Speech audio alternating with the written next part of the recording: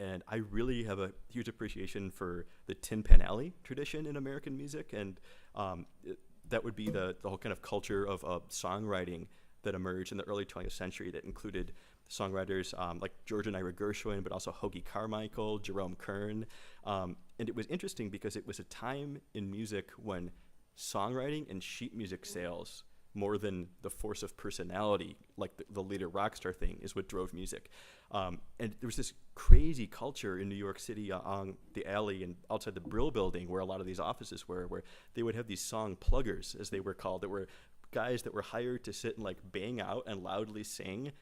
the equivalent of what would be on the radio, and hoping that, try to drum up interest in people purchasing the sheet music. So there was this really great sense of it was a kind of cacophony, but it was an extremely melodic cacophony because it was all these great hits coming out. So I wanted to write a piece that it began life as the idea of like just a suite of kind of short Tin Pan Alley-like songs, but what ended up happening is that it's 10 movements and an epilogue, and the first couple of movements happen independently, but as the piece goes on, movements begin before other ones have stopped, so it just becomes this kind of crazy thing where there's like 5 different songs happening at once by the end of the piece.